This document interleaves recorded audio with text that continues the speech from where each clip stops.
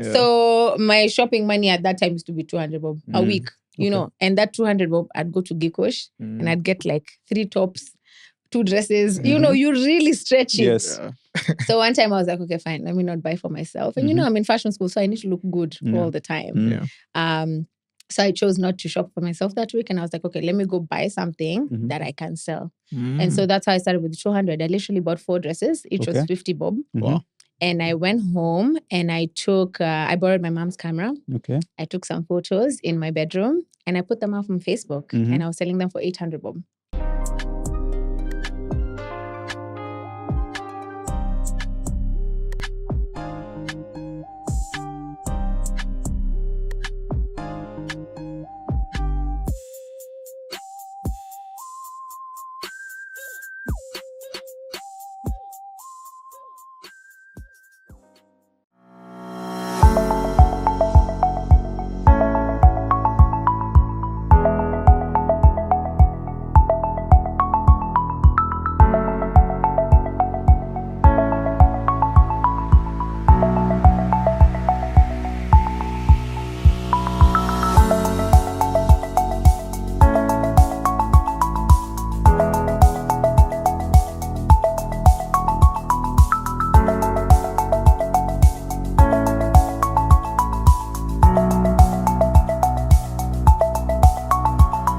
Hey, Criss, it's Hi. great to have you on the show. Thanks for having me. And hello, champions. So we're back with another episode of your favorite entrepreneurship podcast, where we bring you Kenya's movers and shakers, actually Africa's movers and shakers. And today we're joined by the name and the face behind a renowned made in Kenya clothing brand. And she'll tell us how to pronounce it. But it's a major one that you guys know. Yeah. And welcome to the show. Thank you so Super much. exciting. I'm happy to be here. Yeah. So we normally start by asking your story, how you describe yourself, because I'm sure people will think about you as an influencer or an entrepreneur. But we'd love to hear how you describe yourself. Right. And then you tell us your favorite life quote. My favorite life quote. Yes. Okay. So, hi guys. I'm Cris Njoki. I am the founder of IKOJN, which is a women's wear brand that's made in Kenya. And so IKOJN, already, just the way you're saying it, everybody sort of mispronounces it. And I understand why. Or to be honest, even me, when I was creating that name, I was like, it's going to be a bit tricky, but it's okay. So IKOJN is IKOJN. And it's because my second name is Njoki. So it's Njoki backwards. Right? That was the most creative thing. I was like, this brand is off. Apparently, it's because when I was creating the brand, I really wanted the name of the brand to have a part of me without necessarily being just like my name. No one would buy from Njoki Fashions. You know, it's just just like, hey, it's giving kuyo. Exactly. So that's how I came up with the name. I describe myself as an entrepreneur first, right? IKOJN came before anything else. I've been running the brand for 9 years. We're turning 10 next year. Whoa. Congratulations. I know. The big 10. I feel like that's my baby. So I'm an entrepreneur before anything else. With a key focus on women empowerment, sustainability, and e-commerce. So I feel like a lot of those aspects sort of came after I started the brand.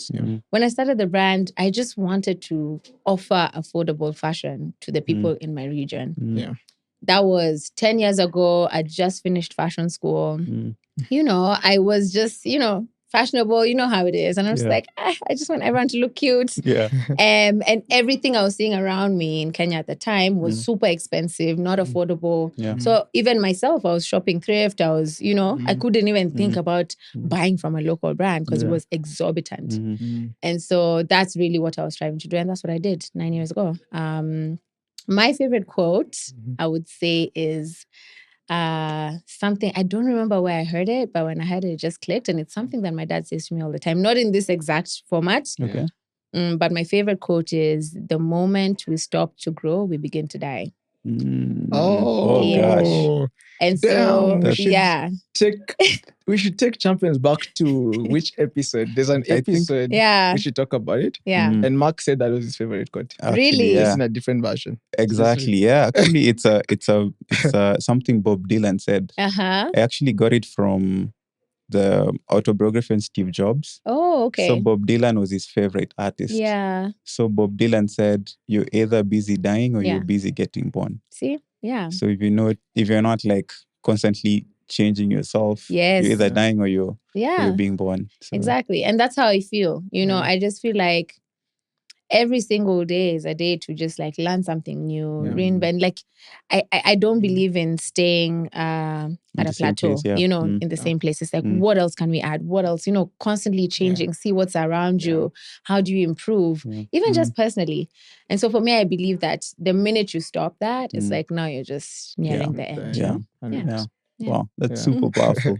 Super powerful. Yeah. So we even when you were coming in, like guys were asking, who are you guys bringing on today? And we said IKOJN. And people's faces would light up because the brand occupies such a nice place in people's minds and hearts. So maybe you can just speak about the brand. You said 9 years. We saw somewhere you started with like I think 2,000 shillings. 200. It was 200 shillings. What? Yeah. And now it's really grown. So maybe you can just mention where you are now and just take us back to the 200 shillings. To that time. Yeah. So I love telling that story because to be honest, it's not that I started IKOJN with 200, but my journey in entrepreneurship started with 200 bob.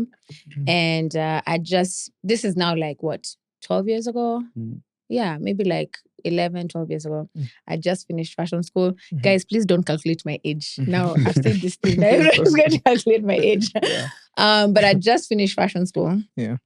And I was looking around me, and even the people I was with in school, they all wanted this thing, which was in Africa at the time, or even in Kenya, being a designer was about having really expensive clothes and like doing custom made, having, very like lucrative customers. Yeah. There was nothing for people like me who just wanted to shop trendy items, really good quality. And if I wanted to shop like that, I had to either import or go to thrifts, right? So of course, when you're in school, no one is importing, you don't have that money. So you're just thrifting. So thrifting sort of became my life when I was in fashion school. And I used to thrift a lot. And as I was thrifting, I'd find other things that were really good quality and great, but just maybe not my style or not my size. And so I was like, okay, you know what? I feel like I have a business opportunity here. I have an opportunity because I had an eye. I just knew how to select great pieces from the rubble. Yeah. So that's how I started with 200 bob.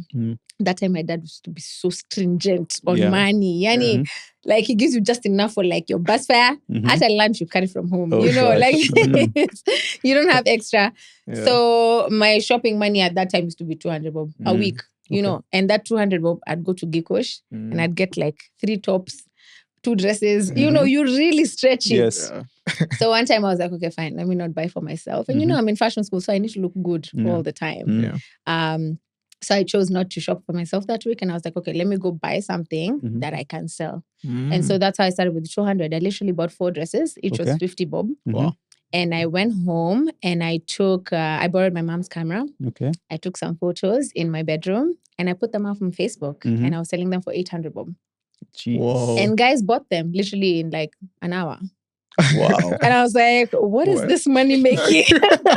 Now you can go do like shopping. You know what I'm saying? Wow. So I took that now 8 socks, just that's 200. I was like, this money is going back direct. In an hour. Yeah, imagine. So I went back to Gikosh the next day and I bought now 50 worth dresses for that 3K. Oh my gosh. Wow. Same thing. Did it, sold 800, done. In a day I was sold. Next, like that. Oh my gosh. So that's how I started. And I was like, this is great. It's actually a great opportunity for me to raise money for what I actually want to do, which is to create the brand. Because I knew starting a ready-to-wear brand, you need a lot of capital. I knew I needed at least like 2M, thereabout. So I was like, okay, let me just focus on this one. So I started it when I was in school, towards the end of school. And then I did it for about a year and a half after school. Saving money. And then, eventually I hit my goal and I said, because let me tell you guys, that business was so lucrative. Wow. It was so lucrative. Like the margins were amazing. Yes. And for me, because I had an eye, it was so easy to just go shopping and find things. Yeah. I had now my people in Gikosh, they knew me, you know. That business was lucrative. There was even a time we used to do like these, and when I say we, it's me, I was still learning myself. I used to do these car boot sales from Friday to Sunday. And literally, I kid you not, like I would, after that weekend, I would take home about 500, 600,000. Wow. And I'm in my early Crazy. 20s. I'm like 22, 24. This is a weekend. Jeez. So then if I do that 2 weekends in a month, and then I'm just now going back. Yeah. So in the beginning, to be honest, like the money was kidogo shocking. So I spent a lot of it on random things because I was young. But I'd say like the last 6 months of that business is where I really saved up my money. And I was like, okay, this is my goal. This is my target. I knew exactly what I needed. And so I saved up enough. And once I got there, I stopped. So what's the stuff you needed? Like to start your own? So so to start IKOJN, I knew I needed to, because it's a ready-to-wear brand. Yeah. So I knew I needed to get a production, someone who can do my production for me. I needed to work on my samples. If it's production, I need to have enough down payment or enough money for the production. I needed to at least buy a couple of machines here and there in case, you know, we needed to do any repairs or whatever. I needed to set up at least our, you know, social pages, do a lot of branding. So like tags, those two things, you know, packaging, all of those things. The initial like business and page. Yeah. What was that branded? Like, what did you call it? And how did you, can you imagine selling like 50 pieces in a day that quickly? Yeah. Were you using your own personal page? No, I created a new page. You mean for the thrift? Yes, for the thrift. Yeah, how did you grow that brand? Get people buying that much? To be honest, at that time, Facebook was so new. I don't even think, when I started that business, I thought we didn't have Instagram. My Instagram was just starting. Okay. So it was FB. There was no about growing. Like literally me, I just posted things there and guys saw them. And I was like, okay.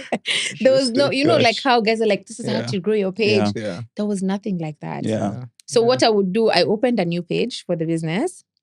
But then when I post on that business page, I would share it on my page, or I'd sort of like tell people, you know, there's a over there. Oh gosh. And so people kind of knew that it was mine, you know, because I'd then direct the traffic to that other page. But that time, guys, I don't even know.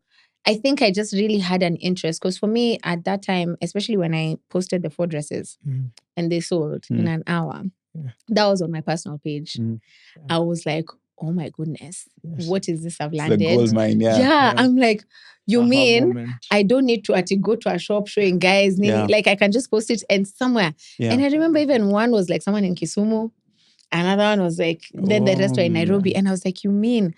So I think that was such a light bulb moment for me to where I was like, actually, e-commerce is where it's at. That's where the anchor for online and e-commerce came from, Definitely. And if you were even to ask me now, I do prefer e-commerce to stores, to brick and mortar. If I had it my way, we wouldn't have any of these shops. Oh, really? If I had it my way, but I had to listen to the customers. Before you tell us about that, I'm curious about, and I'm sure everyone is curious about the spark for going into fashion. Like, the spark for why did going you decide into to go into fashion school? Yeah. Where did this come from? So I remember I'd always had an interest in clothing and in looking good. And I think when I was about 13 or so, I found a suitcase with my mom's old clothes in the storage. And there were these like 80s, you know, super shoulders, like all these bright colors, retro. Yeah. And I think that's why I was just like, oh my gosh, these are so cute. So I used to take them, alter them, make them kidogo modern, and then wear them to church. And for as long as I can remember, like even Talent Day, I was always on doing a fashion show. Like you're always that girl. I was always on doing a fashion show. I was always the one wearing like obnoxious things, and guys are like, "Oh my gosh, what's that?" I'm just like, "Yes," and I'm so happy being like different. I hated those like jeans with the fur and things. So I think that's where my love of fashion came from. And my dad noticed it. And I remember I begged him, I think when I was around 14, 15, to buy me a sewing machine. So he got me one of those like, you know, those old ones. And so I learned how to use it. And so now I used to just redo the outfits using the machine for myself. And it just went on like that. And you self-taught? Yes. to use the machine? Yeah. That one I self-taught. That one was racy. You just, it goes slowly. Yeah, but I learned how to use it. And so fast forward, I finished high school. And I was unsure of what to do completely. I was really good in like sciences and math. But I didn't want any of that. Like I felt it was so boring. I was like, oh my gosh. So my dad was like, okay, fine. Maybe do a bit of business as you figure out what you want to do. So I know I did business for a bit. I didn't finish that course. It was about probably 6 or 7 months. And then I was very verbal. I was like, this is boring. I really don't like it. And so he was like, okay, why don't you go and learn tailoring? Because the whole time I was still doing my outfits. Yeah. He was like, go and learn tailoring. At that time, we didn't even know there was something called fashion school. Yeah. So I was like, okay. So I went to Kenya Polytechnic, checked there. And I was like, hey, okay, it's a bit like not the fashion I envisioned in my head. But if it's the only option, it's fine. At least I learned the basics. Yeah. And then just before I joined, I found another school called, what was it called? Yeah, I've forgotten the name. But I found another school which I ended up joining. Yeah. Now that one was more of a fashion school. So I was there for about a semester when now another fashion school opened up. And now this one was like, whoa, it was brand new. Exactly. Brand new machines, fashion books. Like it was very like what you envision a fashion school is very like, it was exactly that. So when I finished that semester in the other school, I remember I went to my parents and I was like, okay, I found this school now. I promise this is the one. Like, just please let me go here. And they're like, cool. And I remember even my dad never stepped. He was just like, okay, if this is what you want, that's fine. We'll move you. And he never even came to check the school until the day I was graduating. Wow. He was just like, if that's what you want, it's fine. Yeah. And so that's why I did my studies. I was there for 4 years. And I did my course and finished. And then, got into business immediately after. Wow. Great. I think I find that quite interesting because not that many people, especially in this country in fashion, actually went to fashion school. Yes. So can you see like some advantages it's given you? For sure. I think for me, the biggest advantage is more so because the brand is made in Kenya. Initially, that was not my intention. I just wanted to leave production to maybe outsource the production and I just work on e-commerce and marketing because that's what I'm strong at. But then when I quickly realized I needed to have the production locally and I needed to manage the production to control it, then that's where the advantage came in having gone to school because I understood everything. Like I understood the practicality of making garments. And so even the manpower that I was getting, it was very difficult for them to try and like swindle or try and tell me this is not supposed to be like this because I knew. And that's one of the difficult things I find some current fashion entrepreneurs face is if it's made in Kenya, they struggle with the manpower, because they're being, conned or whatever. It's always, Kenyan tailors out there. I've had the stories. Yeah, so that's, I think, the biggest advantage. It's like I know what goes into it. And something else I find interesting. So we always wonder, so many people get into fashion, right? Like you see all these stores in Moy Avenue, in the CBD, etc. But very few break out and become like really large businesses, multi-store, etc. So what do you think is the difference between like that store that only like remains in town like for many years? We've seen them in Biashara Street versus one that now scales all over the country, goes to other markets, like, and it seems IKOJN is on the way there. Yeah. What would I say the difference is? To be honest, maybe it's also a choice, I always say in business, your business doesn't have to be the Apple or the Word. Like some people are just okay with having a cute little store somewhere, having their customers, keeping it cute, dainty, small, and that's okay. And there's some people maybe who now have a grander dream. So there's that part.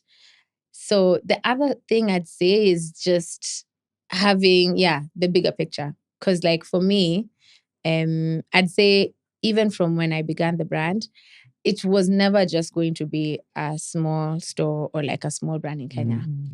And that's where even the time when I was telling you about my light bulb moment on Facebook, I was like, you mean I can just put this thing on social and get someone who's uko? I was like, no, I want to get someone everywhere. Like I want to get like people everywhere. Yes. And so I think it's just, to be honest, I truly believe it's what vision someone has in their mind. Because if truly that's the vision you have, you're not going to stop at anything. But if the vision you have is to have that nice little store, somewhere on the street, and you're not hustling, because it is a lot of work. You know, it's a lot of work to now build a bigger brand and, you know, push the boundaries and go to different markets. It's a lot of work, and it's okay if that's not your goal. Yeah, you know? 100%. That's Interesting. good. I like that you mentioned something to do with focusing on your strengths. So as the founder of the business, how's been that evolution from being the one doing everything to now you have multiple stores? I can imagine you have accountants, you have shop attendants and all that. So how do you view like leadership and you focusing on what we call your superpowers? How does that play out? So I know the transition for me was not easy at all. Just because like I like knowing what's happening everywhere. You know, and I truly believe no one will be able to do it as best as I can. So it was really a tough transition. I think my transition started during COVID, because that's when the brand really grew. And I had a tough time, I think, and even now, I can't say that I'm fully settled in. There's still some things I'll just be like, okay, fine, let me just do it. But definitely it was difficult.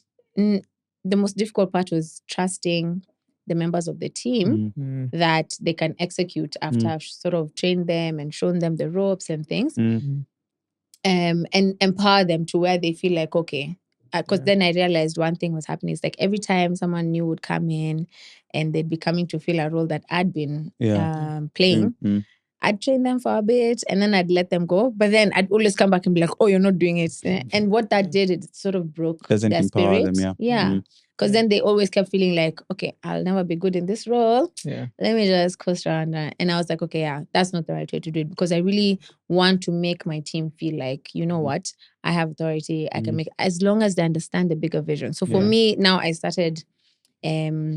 I put it on myself to make sure that I'm explaining to the team my vision so they clearly understand it. So whatever decision they're making, they're doing it from the understanding I've given them of the vision, of the grand vision of the brand.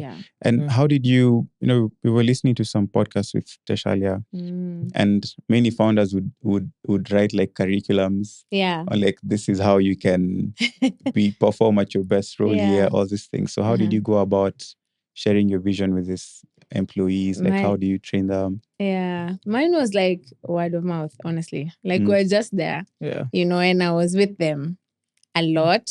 To be honest, I think one of the disadvantages that I face as the founder of the brand is that I've never had any, how do you say it? Like any corporate background at all. So I don't know corporate practices. I don't know. I've just been I've been two of us. I've been a creative literally all my life. So I really don't know those steps that people need to take. Those very corporate, like, oh my gosh, do you have a brand book? Do you have this? Do you have this? I'm just like, you come and I will feel. I'll pour from my cup into yours. Yes. Come, first of all, I'll feel your vibe. I'm so that person, I'll feel your vibe. And then come with me, stick by me for like 2-3 months and I'll just check on you, It's just, that was a lot of what was happening. It's just until recently, maybe like a year, 2 years ago, is when now I got more experienced members into my team who are able to say, look, this is what you need to have. We now have a board of advisories who are like, these are some of the processes you need in the brand if you actually wanted to take it to the next level. So for like 7 years, guys, we were just choco. Kenyeji too. You're just like, okay, this is what you do. And you just keep, and you have WhatsApp groups and you text and you call and you just, but now at least it's a bit more formal. And, And what was so looks like COVID was the inflection point. Yes. So we started setting up stores and all that. How was that like? Why do you think that was the inflection point? During COVID. So for us, it's because even when we started the brand, like I said, I really had I just really felt strongly about social media, e-commerce, just the idea that we can put content out there and anyone from around the world can view it, And so even when the brand started that many years ago, for me, as much as yes, we're doing production made in Kenya, blah, blah, it was very crucial and important for me, for us to, as a brand, tell the story visually through content. Yeah. So showing the products, I really wanted, when somebody looks at a video or a picture, they feel like they can almost feel this clothing, and that's always been the way I've thought about it from the beginning. And so I think we worked on that. At that time, I think also still social was still kind of newish, where guys are not quite into it, but they're getting into it. Yeah. And so when COVID hit, everyone's on their phone. Yeah. And us guys had all this content we'd be producing, and we kept on doing it, right? So, of course, during COVID, I had to let my staff go home, especially the production staff, because they're the bulk of our staff. But yeah, we said with the content team, we're like, let's continue producing content. So that time, the team was, I think, just 3 of us. Yeah, it was like myself, the photographer, and like our social media person. And we just continued shooting content. I was the model, and now guys ate it up. Everyone was at home. So we're showing guys like how to pair things, And somehow people were like so scared about the world ending. They just shop. They're like, okay, let's look cute. So we got a lot of, in fact, I'd say like almost 50% of our current IKOJN customers think we started during COVID. Wow. Like they think we started in 2020. Wow. Yeah. And many of them don't know. Is that the point at which your personal brand blew up as well? Or that was before? No, I think my personal brand had been growing steadily before that. Yeah. I wouldn't say. I think COVID, that was IKOJN. That was IKOJN's time. Yeah. Criss had been building up Pole Pole. I think during COVID, the Criss brand was slightly more popular than the IKOJN brand. Yeah. But then definitely like COVID is when IKOJN took off. So a lot of our we got a lot of new customers. And with that, of course, they were shopping online. But now after things started opening up a bit, now they're asking, okay, where can we come see the product? Where can we fit? Where can we do this? And that's what influenced the first store. And then the other ones after. Oh gosh. Yeah. How did you feel opening that first store? I was so scared, guys. Oh my goodness, I was so scared. I remember, how much was the rent for that store? I think it was 70K. And I was like, oh my gosh, Aki, will you afford 70,000? And then I have to pay the person in the shop every month. I was like, I don't know if we can do this. Yeah.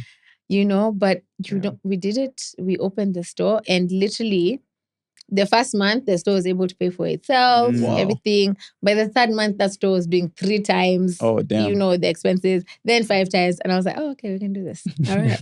So bad. That's amazing. And it was tiny. Yeah. That shop was like half the size of this room. Wow. And were a lot of the guys walk-ins or from online? From online. Okay. So it was really, in fact, I remember where that store was, there never used to be any traffic. And the landlord came to me and said, wow, you're bringing so many customers to this place. Now people are actually knowing about us. Nice. Because it was just our customers we've shown them all these things, all these videos that like, we want to try, I want to try. Because you see, at that time, and even now we have a bit of it, but Kenyans are still very, I'm not going to buy something online. Guys have PTSD from, the other There's some work to do there. From the other website. From the others. So they're very much like, I need to come and fit and touch and whatever. But then over time, we realized, someone would come in once, twice, they know their size. And now they just transition into being an online shopper. So it became a mode of like customer acquisition. And so that's why we also continue to open the other stores. Yeah. Man, that's powerful. And content has been a big strategy. We saw that Wild Woman collection. Yes. Just tell us more. What was the inspiration behind that? The shoot was amazing in the desert. So just tell us more. Oh my goodness. You guys have turned into like a content studio. Like that video was really dope. It was fire. I know. So again, it's this like grand vision of like the brand that I see, because when I think about IKOJN, yes, we're made in Kenya brand. Yes, we have amazing product. Yes, the quality is great. But how do we want women to feel when they are wearing the brand, right? And for me, the only way or the easiest way for me to evoke this feeling is through visual, like through the video, through pictures. And so I'd rather take so much time. And now that's why I think for me it was so quick. Like now with production, I don't really do much on that side. So I've made sure it's, there's the team leading it, there's the production managers, and so I just get updates on what's happening and making sure quality checks are great. But I don't really spend time there because for me, as long as the product is good and solid and we maintain the quality, I'm okay. Now let me work on the feeling, because for me, it's like, people can buy clothes anywhere. Yeah. I can buy a coat anywhere. I can buy a top anywhere. Yeah, true. But how does this brand make me feel? And so a lot of the projects we try and do, it's like we'll put more effort than just shooting just a regular video or regular whatever. It's not going to work every time. Of course, there are going to be some hits, some misses. Yeah. But we really try and evoke emotion instead of just selling the product. Wow, that's true. We felt that. You felt it? We did feel that. Yeah, that was one of our more fun shoots. I really actually enjoyed it. Yeah. And how do you think about your collections? Like for that, it felt like wild safari vibe. Yes. What inspired that? Or your best work? Yeah. You can tell us what about inspires that. So for a long time, I've been the sole designer. At IKOJN. And there's a couple of things that go into collections when you're thinking about a new collection. Of course, you have to look at the trends. What are people wearing? Sort of almost you're doing a bit of trend forecasting because you're trying to see what's happening here and where it's going. But then you're also at the same time listening to your customers. You're trying to see what feedback. So feedback like from the stores is so crucial. That's like one of the best ways for us to collect thoughts from our customers and how to improve the product and all that. And then after all that is where you come into the design. So I'll tell you, going to fashion school has its pros and cons. One of the biggest cons about going to fashion school is they teach you how to design from your mind. They teach you how to be like so creative. Yes, first principles thinker. Exactly. That's why you will go to all these runway shows and you see shoulders back up and you're like, who's going to wear that? You know? Like, who's going to wear that? But that's what they teach you in fashion school. They teach you like the bolder, the better. You want something that's like exploding here and like, and so you leave fashion school and you're like, okay, clearly no one is going to buy that. And even if they do, it's not every day.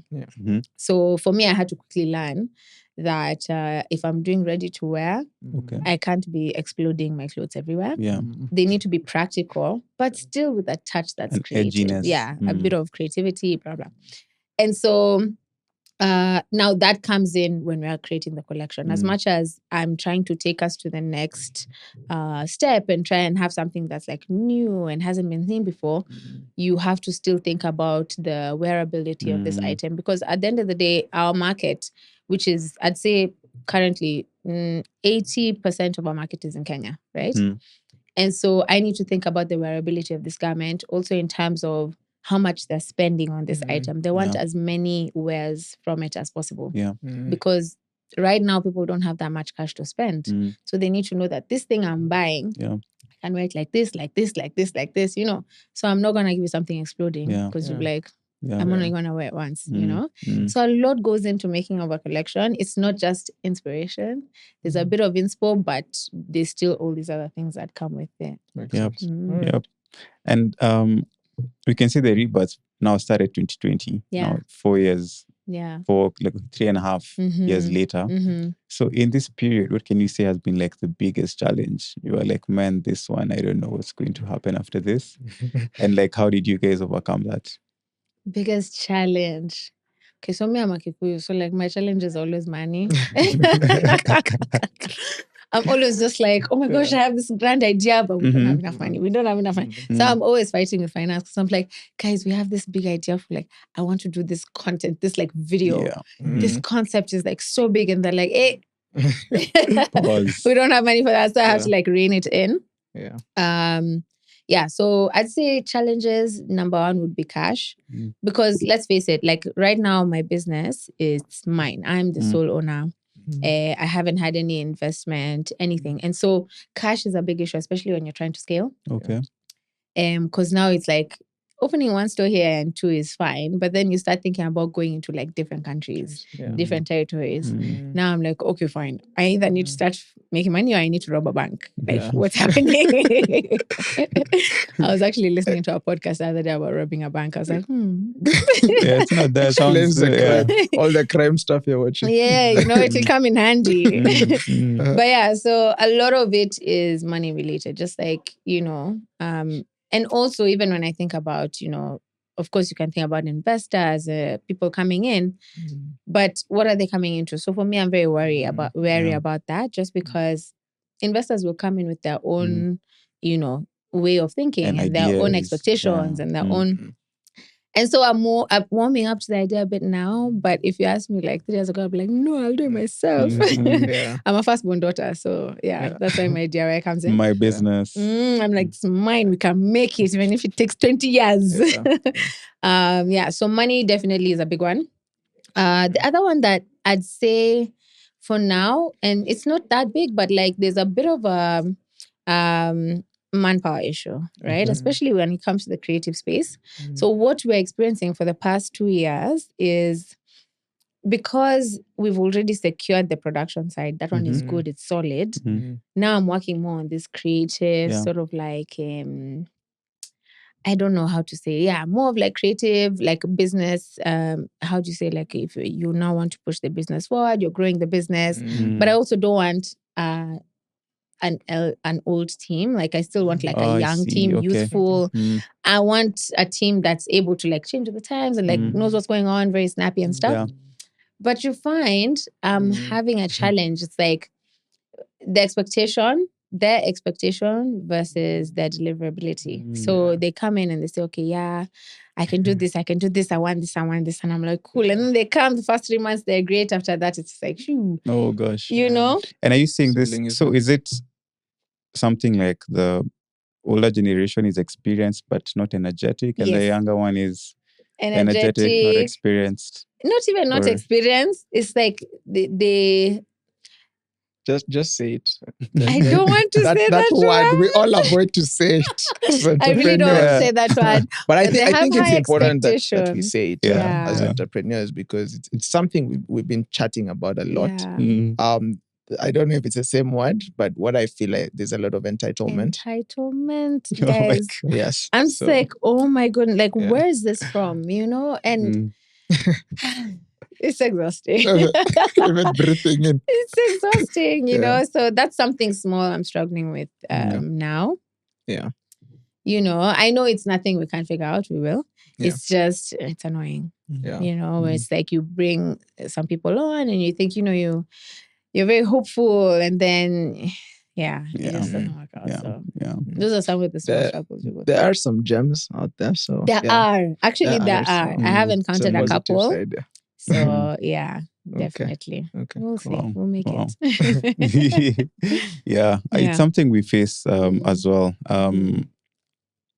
Just the same way you look at like trends in fashion, trends in the market, just trends in like the global workforce that you're subject to. So even like you becoming better is knowing how to navigate them. True. Yeah, like knowing, okay, like just maybe even not being so how can I say it? Like lowering expectations. Yes. And just understanding that maybe someone won't be able to stay for long. One thing which you were talking about earlier, we saw there was a prediction in 2034 that people would be having even like 3 jobs. Will be. Yeah. Okay. Like the 9 to 5 is going to die because AI and all these things, you can be able to freelance and do a lot more. Okay. Right. So like question is, how will you be able to prepare for this? So for instance, you can have like your fashion business and a content business where you guide other brands to do what you're doing. True. So like what trends are you also seeing in fashion, especially that you feel like you really want to take advantage of as IKOJN? What trends? Let's see. I'd say for me, like the trend that's just like on my mind, has been on my mind, is AI. And that's something I've been trying to do, like from the minute we started hearing about AI. It's just trying to figure out how can we automate some of the processes, you know, at IKOJN. And that's why even like chapter for me was just like such a no-brainer. I was like, so just trying to see how do we make work faster, more efficient, without really having to work a lot. So a lot of automation there. Also trying to see how we can use technology to better service our clients, right? So anything, like I have some grand ideas that I've shared to a couple of people. We'll see if they come through. But anything. For me, it's like when it comes to the brand, I think my top priority is customer experience and customer service. And so anything that we can add on to the brand to help with that is like a complete yes, you know? That's timeless. Customer experience is timeless. Yeah, exactly. Because those people are your ambassadors. They really are. And guys, without them, I can't eat. So, Interesting. What do you say is your like vision now for IKOJN? Where do you see it in the next 5 years? So, money, no object. Like money, no object. Yeah, guys. I want IKOJN to be an African brand, right? Yeah.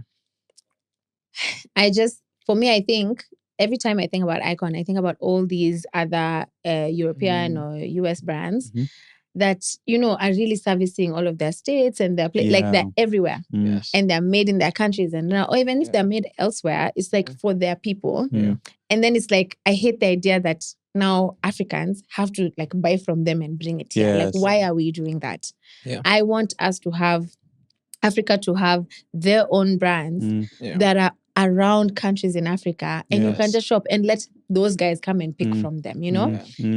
And what I don't like now, even with that, is like we are having to not even conform to their sizes and their, you know, why are we doing that? And even for IKOJN, it's like we had to develop our own size structure that was for African women, you know? So our sizing is different from the sizing you'd find like in the stores in the UK or the US. And I feel it's something that's needed, you know, in Africa, having our own brands that use our own sort of experiences, our own body shapes, our own influences, our own inspo, African, you know, and then available to all the countries in Africa. That is my big goal. Now, am I going to do it in 5 years? I don't know. But if someone wants to come and drop a bag of cash for me, I'm not going to say no. But that is the dream. Honestly, I believe it's time we had, you know, ready-to-wear brands in Africa, servicing African people. That's amazing. So what's really interesting is I've been looking at this trend of globalization, and it's been a big topic around. It's time Africans started to manufacture and export. So besides agricultural stuff, the creative economy as well, you know, the like even sciences, software engineers and all that are now working for global companies. So I definitely think that IKOJN is one of those brands that can go global. So that's really impressive. And we look forward to seeing. Hey, we're all here waiting. Yes, we're looking forward. We're here for it, all of us. What do you think about like the spending? So people argue that, okay, Africa is big, 1 billion people plus. But what do you think about spending power, at least in your experience? Do you think there's enough people able to afford what you're selling? So, you know, for me, when I look at the spending power, because people spend money on clothes. It's just not the money you want them to spend on your brand, right? But they're buying clothes. People are buying clothes, right? And so I look at, say, even, let's just keep it to Kenya. I feel one of the biggest competitors we have as Kenyan brands, local brands, is thrift, secondhand. Interesting. It's secondhand. That is the single biggest competition that we have, right?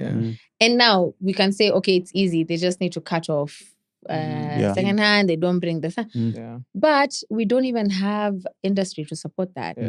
Our manufacturing industry cannot support not having thrift and not having secondhand because we're not producing our own fabrics. We're not producing any of our raw materials. Everything is being imported. Even these local brands, made in Kenya brands, even IKOJN. We are made in Kenya, but our raw materials are not. So until we're able to service these industries come up, create our own fabrics, our own raw materials, whatever, we're always going to have this problem of, only a niche amount of people can afford the made in Kenya brands, blah, blah. But if we start from the ground up and like having our own locally produced fabrics, raw materials, then you have brands that now come in, because number one, it's cheaper. It's going to be cheaper to produce because we have the manpower. It's going to be so much cheaper to produce. And then you have brands that now can go under and have products that are a lot cheaper and more people can afford. And that way you sort of like grow the entire industry. But until that happens, we're just going to have this, big thrift competitor, and we're all just fighting for a small slice of the pie up there. Yeah, that's interesting. You would think it's like so like other brands of similar size, but it's actually thrift stores. Thrift is a competitor for all the brands. All the brands. And it's huge, I still thrift, guys. Okay. I still buy thrift. Just because there's sometimes you just want something that you'll either have to like go to a store online somewhere in a country somewhere, or there are just not enough brands with enough variety to look for exactly what you want. Right? And so you see, if the gap is already being filled by secondhand, what's the point of a brand coming in to try and fill that gap? Like there's no gap because the gap is being filled by secondhand. So until the secondhand comes out, then we're not going to do much. So on that, what are your top brands, by the way? Like IKOJN. Okay, obviously. Obviously. You mean globally? Both. Actually curious, even the top local brands. Like maybe 2 global and 2 local. Okay.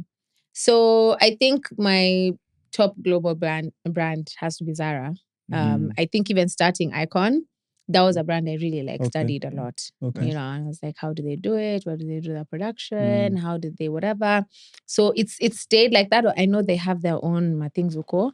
They have a lot of scandals and whatever, but it's been one of my top for a while. Do I have another brand? Really? Honestly, I don't think I have another one that's like top. I'd say one of these like, smaller boutiques and stuff, but definitely Zara is the top.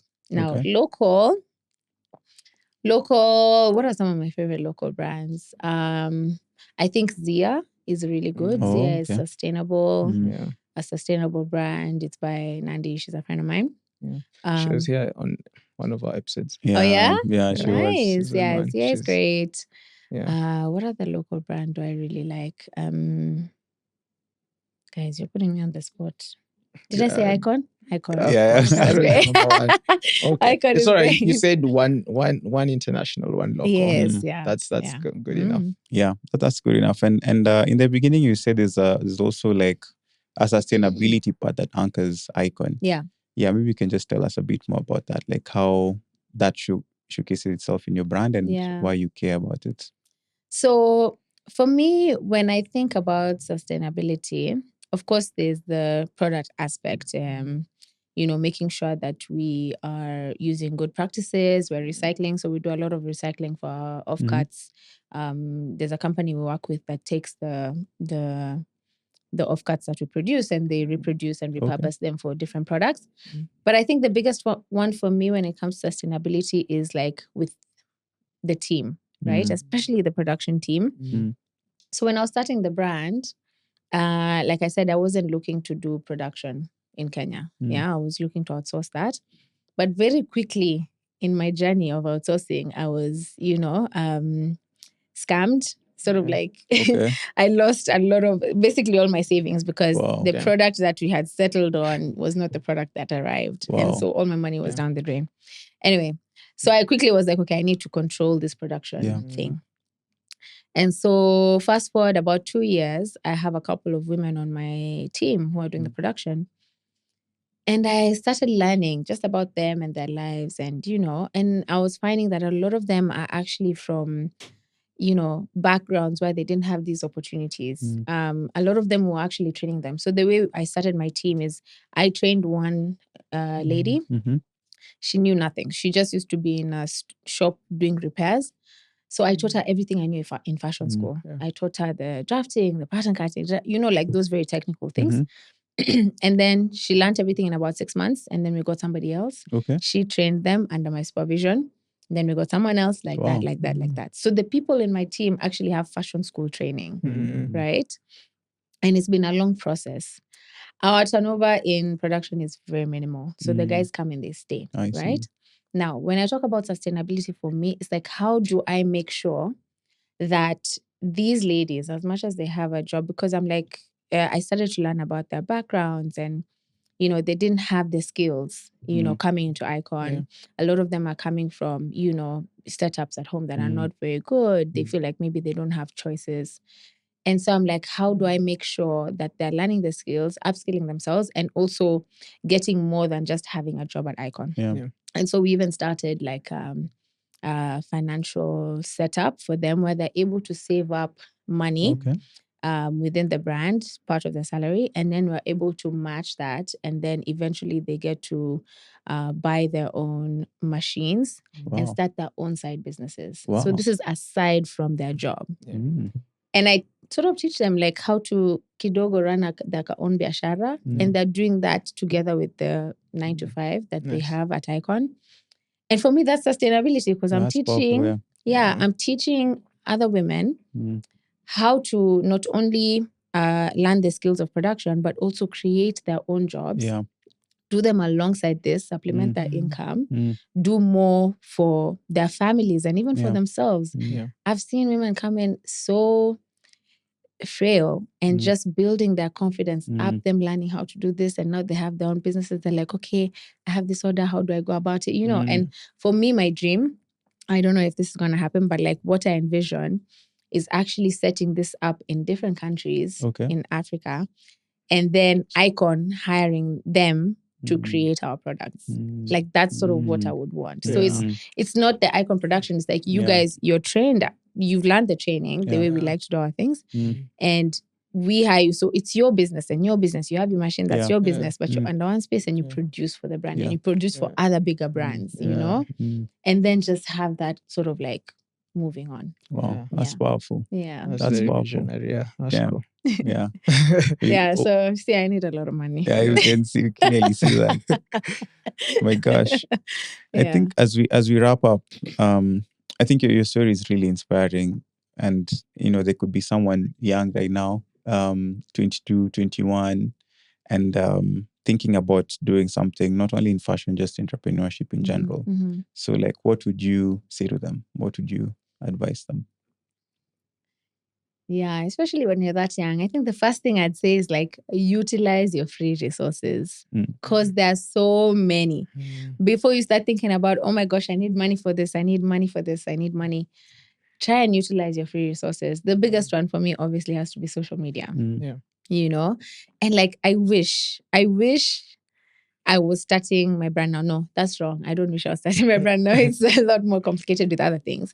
But I wish I had a lot of this information when I was starting out. Okay. You know, there's so much free information on YouTube, online, just generally. And there's so many free resources you can utilize. So I'd say go for those before you rush into getting money for things. Make sure the idea works, right? Try and get some people together, see if people actually like your product or whatever, or your service. I think there's many free resources you can use.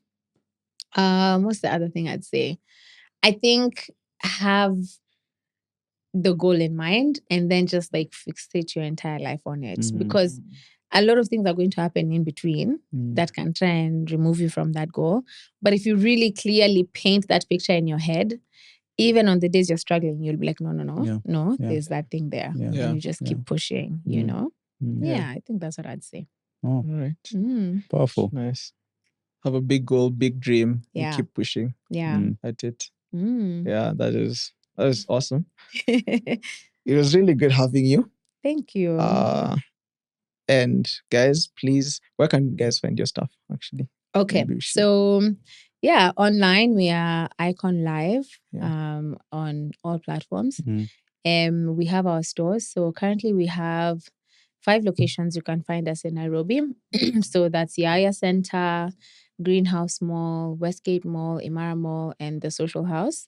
Wow. And we are also at Afro Collections in South Sudan, Juba. Wow.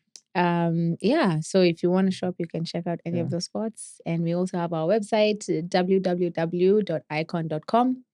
And if you want to follow or find me personally, you can check me out on Cris Njoki on all platforms. Awesome. Mm-hmm. Thank you. Really good to have you. Thank you for having me. Yes. And champions, please make sure you subscribe so that you can get to hear from other amazing entrepreneurs like Criss. Yeah. And we look forward to catching you in the next show.